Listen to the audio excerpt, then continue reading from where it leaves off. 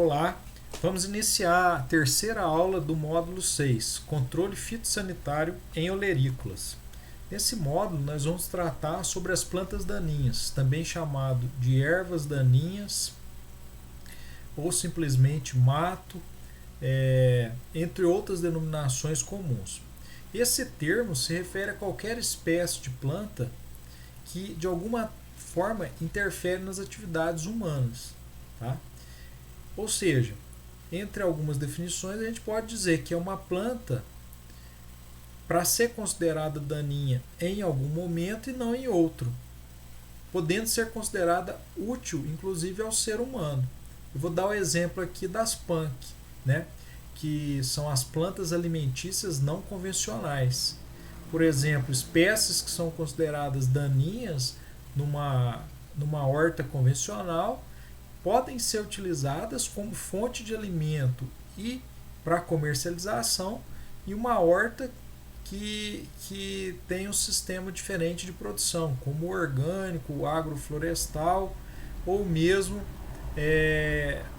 para a comercialização dessas punk propriamente ditas, né? Vocês vão encontrar na internet, inclusive, cursos aí oferecidos pela Embrapa que trata sobre o cultivo dessas plantas. Mas é uma planta fora do lugar. É considerado também uma planta sem valor econômico. É uma planta em que não se descobriu seu valor econômico, e entre outras definições possíveis. Então, as ervas daninhas, mato ou plantas daninhas, né, são consideradas plantas que em determinado momento vão causar algum prejuízo àquela cultura principal. Então, alterações do ambiente são verificadas com a presença de plantas daninhas, dessas ervas competidoras, né? Então, elas podem trazer benefícios ou malefícios, né, à agricultura. Entre os benefícios, né, entre os prejuízos, né, os fatores negativos, a gente tem competição por luz, água, espaço e nutrientes principalmente. Como fatores positivos, a gente pode destacar que podem proteger o solo contra a erosão, reciclar nutrientes, hospedar inimigos naturais de pragas e doenças, entre outros. Então vejam, as plantas daninhas, elas têm também uma função de equilíbrio no ambiente, né? Em algum momento, inclusive, a gente considera interessante a sua presença, né? Por exemplo, para lá realizar a cobertura do solo, né? Quando você não tem uma espécie plantada ou adequadamente instalada ali para fazer esse papel. Destacado o que seriam as plantas daninhas, nós vamos falar sobre os métodos de controle das mesmas, né? Primeiro, a gente vai escolher qual método, né, indicado para cada caso, e depois vamos destacar pelo mais simples ou mais complexo. Então, são fatores que a gente tem que se perguntar antes de indicar um método de controle, né?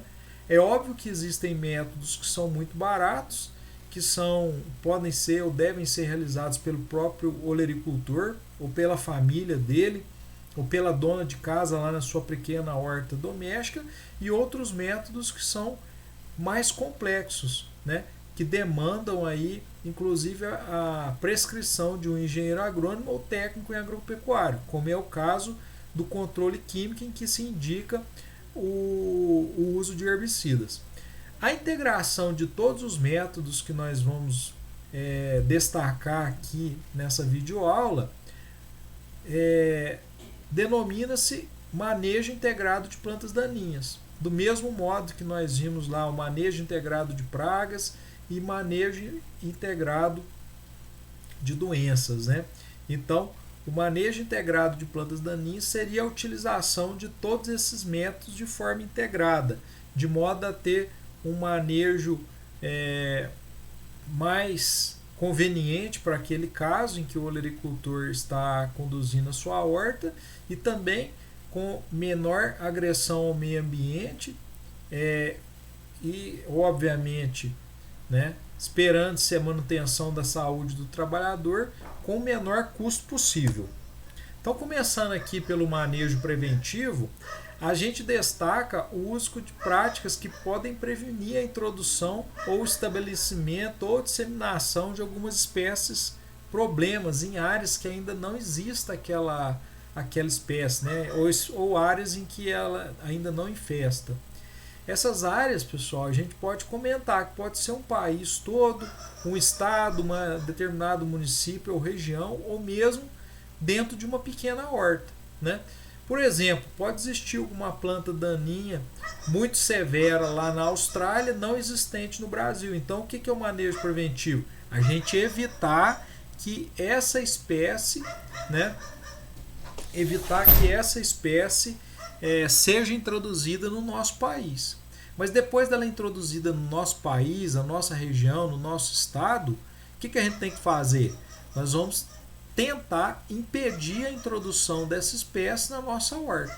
Então isso pode ser possível em alguns casos, principalmente quando as estruturas de reprodução dessa planta daninha é pesada, né, que é dificilmente carregada, né? Então você tem como ter um controle melhor nesse caso aí. Então, exemplo disso é a tiririca nos jardins, né? Você tem uma área aí não infestada, né? Ou numa horta, né? Você tem uma área não infestada ali, você tem que tomar as precauções para não introduzir as estruturas reprodutivas da tiririca, que é essa planta que nós estamos vendo aí nesse slide, né? Como que a gente faria isso? Observando, por exemplo, as máquinas que adentram a horta, observando e verificando a matéria orgânica que você vai introduzir ou mesmo as sementes que você está utilizando. Então, entre as práticas do manejo preventivo, a gente destaca a utilização de sementes de elevada pureza, né? Por exemplo, quando você vai falar de espécies semelhantes ao arroz, né? A gente tem lá o capim-arroz, o arroz vermelho, né? Que podem estar misturadas com a semente de arroz. Não é o caso aqui de uma planta olerícola, né? Mas é um exemplo muito comum que a gente dá, porque as sementes dessas duas espécies, né? O capim-arroz e o arroz vermelho, são muito semelhantes à espécie de arroz que a gente cultiva e se alimenta comumente, né? A gente deve fazer uma limpeza cuidadosa dos implementos agrícolas, inspecionar cuidadosamente as mudas adquiridas, né?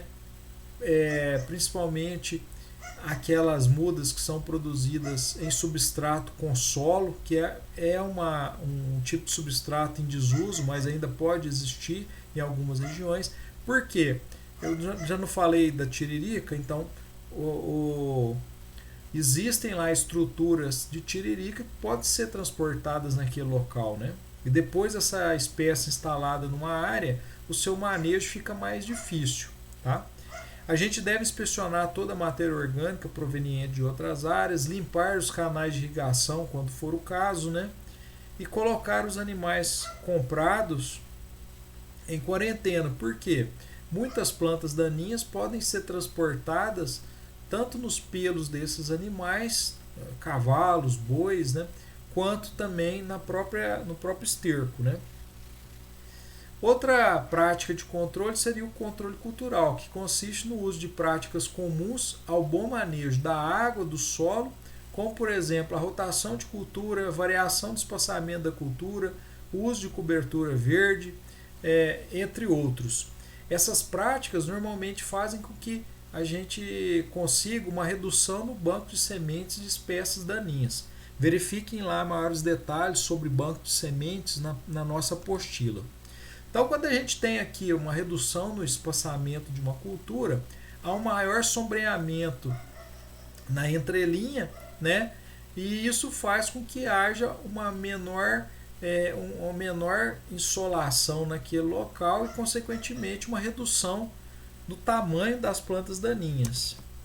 A utilização de coberturas verdes, né, como é o caso aí dessa foto, a crotalária, a mucuna preta, entre outras, que vai depender da região em que você está cultivando. Então é uma espécie que você planta dentro da horta em área total, né, ou selecionando canteiros que tem como finalidade cobrir aquela área, né, de modo a reduzir o desenvolvimento de plantas daninhas, consequentemente uma redução do banco de sementes e que vão lá competir com a espécie principal cultivada no momento do plantio, né? Mas lembre-se, pessoal, que a cobertura verde, inclusive, pode se tornar uma planta daninha. Então, nesse caso, é recomendável que a gente faça a eliminação dessa cobertura verde antes que ocorra a formação de sementes ou o amadurecimento das sementes, né?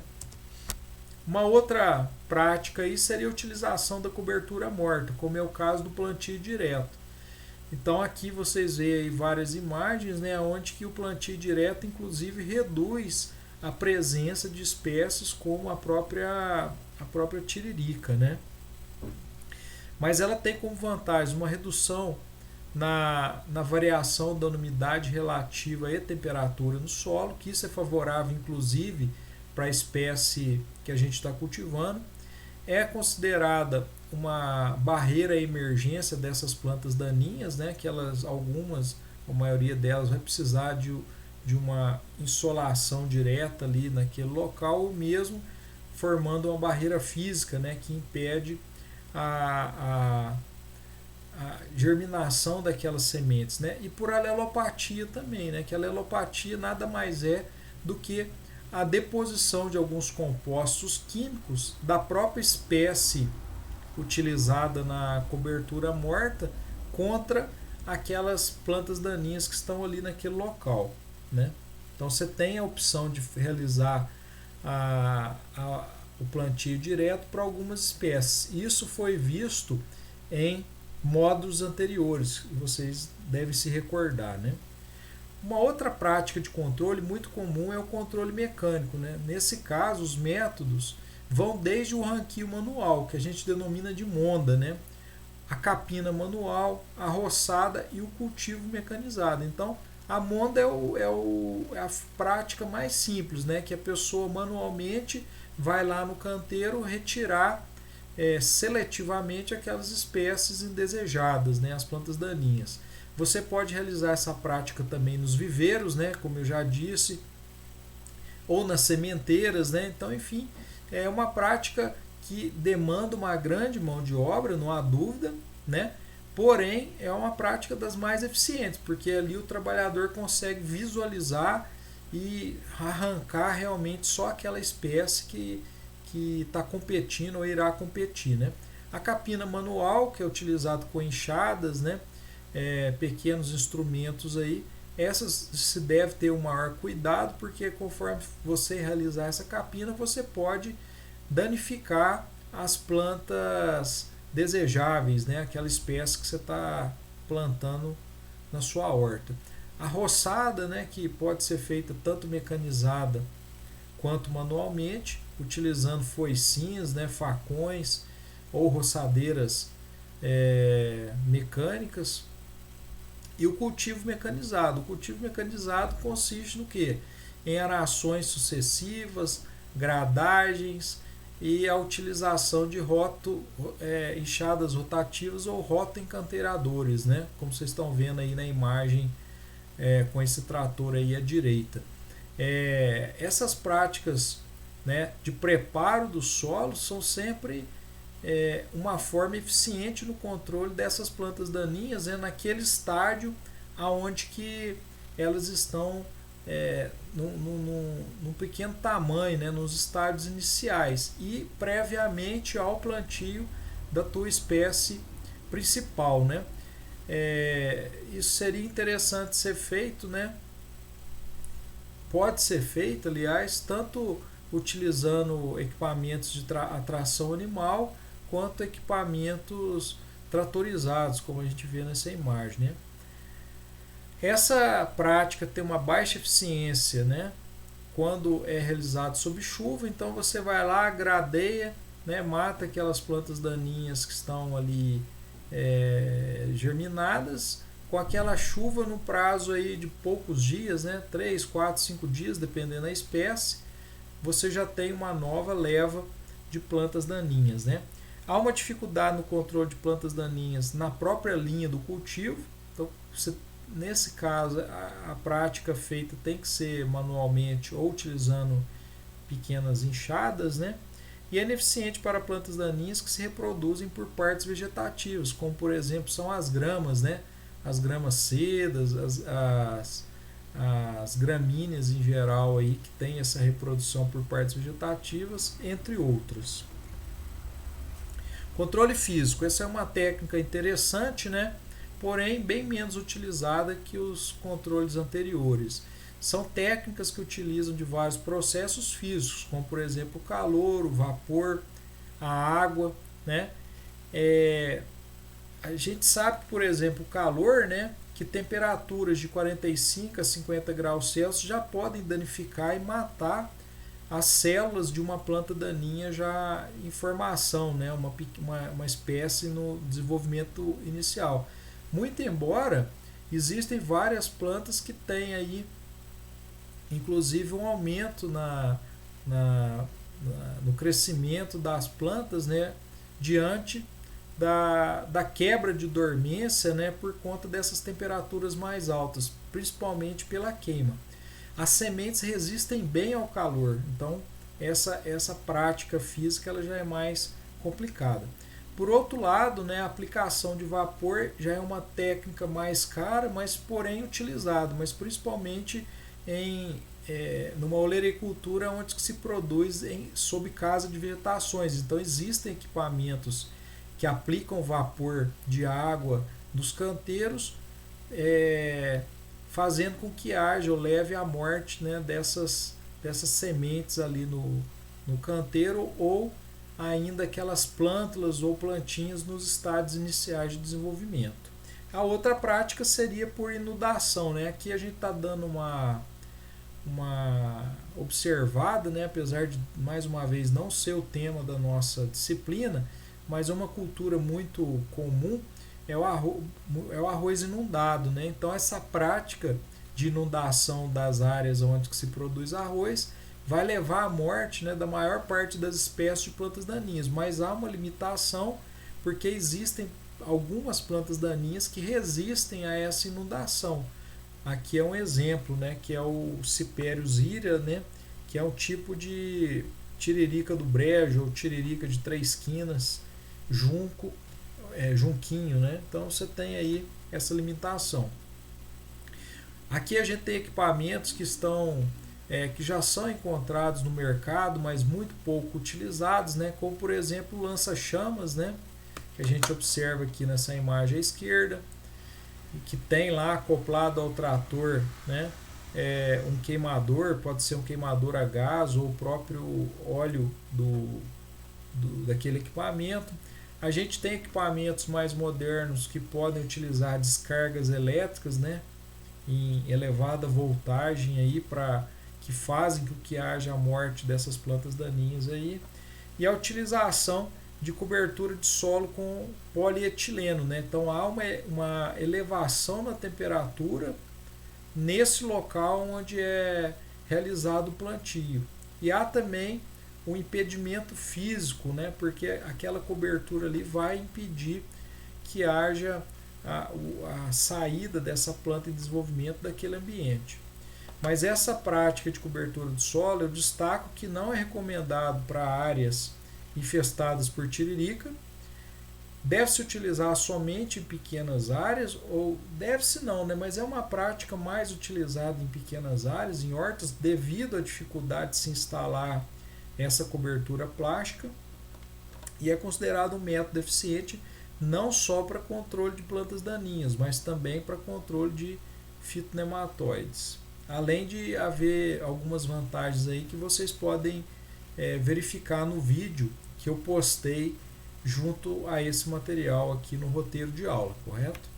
Uma outra prática de controle seria o controle biológico. Esse sim é uma prática muito pouco utilizada pelo agricultor brasileiro, né, e no mundo. A gente pode dizer que existe aí uma série de dificuldades. Um deles seria o custo da aplicação desse controle biológico, né? Mas o controle biológico aqui para plantas daninhas é semelhante ao que a gente já tinha visto para controle de pragas e de doenças, né? Que consiste na utilização de organismos vivos para matar, controlar o crescimento, expansão populacional e ou reduzir a capacidade competitiva de uma ou mais espécies de plantas daninhas, né? Nesse caso, o controle biológico que a gente fala pode ser utilizando-se outros insetos, fungos, aves, peixes, bactérias, ou seja, há um leque de espécies vivas aí, né, de organismos vivos que são utilizados, né? Por exemplo, a gente já observou, né, a utilização de patos para controle de plantas daninhas naquelas áreas onde se cultiva arroz, né? Nesse caso também pode ser utilizado de peixes.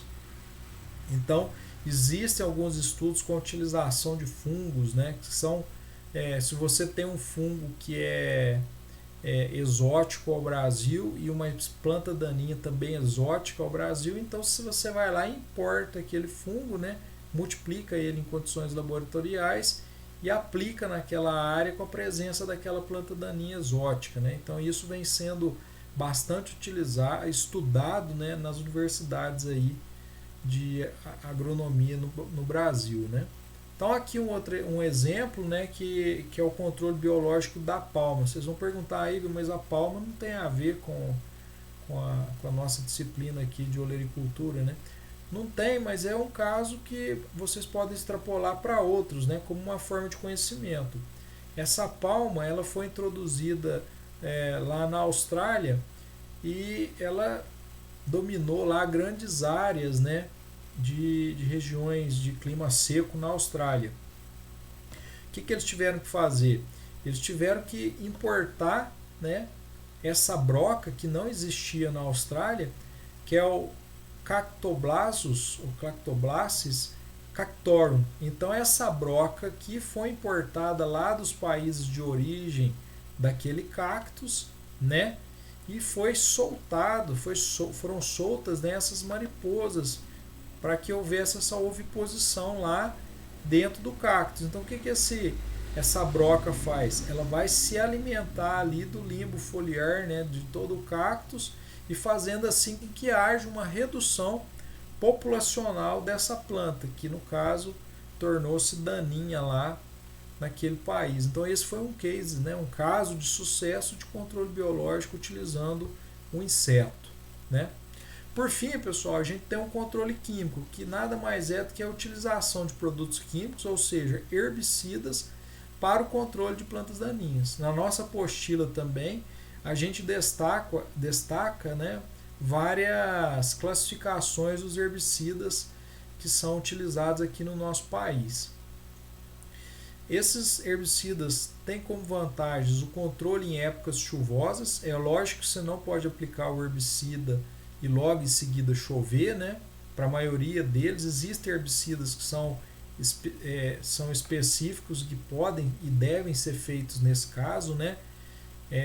Mas a maioria dele é aplicado na época chuvosa, porém, né, ela tem que se sustentar sobre a espécie por um período mínimo até que a planta absorva, né? Esse é o mais comum. Nesse caso não há o revolvimento do solo, ou seja, não há danificação do sistema radicular na linha, e isso é mais importante quando a gente tem o que? A gente tem herbicidas seletivas à espécie cultivada. Então, por exemplo, se eu estou cultivando lá o alho, eu posso ter um herbicida seletivo ao alho, então ele vai matar lá as outras plantas daninhas existentes naquele ambiente e não vai interferir, né, não vai causar fitotoxidez ao alho. Isso também é válido para outras culturas, né, como por exemplo a cebola, a cenoura, entre outros, né? Mas vejam, isso tudo tem que ser indicado por um profissional, né, habilitado para isso, né? O controle das plantas daninhas de propagação vegetativa, então no caso das gramíneas, né, a maior parte delas, a grama seda, que é uma espécie que tem uma competição muito grande com as plantas olerícolas, né? Você pode realizar o controle na linha quando o jato é direcionado. uma menor dependência da mão de obra, porque o trabalho ele realmente ele é mais rápido de ser feito e mais fácil. Existe uma rapidez, praticidade e eficiência nesse controle, desde que seja bem aplicado. Mas como nem tudo são vantagens, né, as desvantagens é que a gente precisa de equipamentos específicos, não necessariamente seriam bombas acopladas a trator, podem ser bombas manuais, né, costais. Existe necessidade de uma mão de obra qualificada, né, que é onde que a gente destaca que 80% dos problemas na aplicação de herbicidas são oriundas do próprio aplicador, né, porque você tem que ter um bom controle da quantidade de produto que é aplicada por área, porque senão, se esses valores forem elevados, né, pode ocorrer sim a fitotoxidez, mesmo o herbicida sendo seletivo. Então, ou seja, o herbicida ele é seletivo naquela dose recomendada. Quando você tem superdoses, pode ocorrer essa fitotoxidez. E normalmente isso acontece por conta da mão de obra, né? Problemas ambientais, possibilidade de intoxicação do aplicador. Então, por isso é extremamente necessário que se faça o uso do equipamento de proteção individual. Então leiam lá que a gente postou também a apostila específica sobre uso correto e seguro de agrotóxicos. Possibilidade de restar resíduos em alimentos, principalmente quando a gente não respeita o período de carência, ou seja, o período que vai desde a aplicação de um determinado agrotóxico até a colheita daquele produto que você vai comercializar, né? Possibilidade de surgimento de espécies resistentes. É isso que a gente tem observado muito hoje no país, principalmente quando a gente está tratando do principal herbicida utilizado, né, na agricultura nacional, que é o glifosato. Então você já tem espécies que não tem mais nenhum efeito sobre algumas espécies aí. E eu destaco, pessoal, que o controle químico é apenas mais uma ferramenta, né, devendo ser utilizado somente quando necessário. E não se esqueça que a prescrição de qualquer agrotóxico no nosso país depende, né, de uma receita agronômica que é emitida por um engenheiro agrônomo ou técnico agrícola habilitado, ou seja, ele tem que estar lá devidamente registrado no CREA, que é o Conselho Regional de Engenharia, Arquitetura e Agronomia, né? Então aqui são alguns equipamentos que a gente utiliza para controle de plantas daninhas. Então veja que você tem desde bombas costais simples, comuns, algumas adaptadas, né? Essa primeira aqui à esquerda é muito comum de se ver essa adaptação para pequenas propriedades, onde que é instalado um conjunto de rodas de bicicleta, né? E toda essa pressão aqui no êmbolo é feito, né, pelo giro dessa roda, até equipamentos autopropelidos, né, que normalmente são utilizados em grandes áreas. Observem, esse autopropelido ele não é só utilizado na grande agricultura, né, de grandes culturas como soja, milho, algodão, trigo e entre outras. Arroz não. As grandes propriedades que se produz culturas olerícolas para a indústria ou mesmo, né, para grandes atacadistas se utilizam desses equipamentos, né, dentro do sistema deles. Então, pessoal, era isso que a gente queria destacar sobre as plantas daninhas e os respectivos métodos de controle. Mais uma vez, se atentem às datas. Essa é a última aula do nosso módulo, né, em que vocês deverão participar do nosso fórum e também realizar a prova final, tá certo? Então, muito obrigado e bons estudos.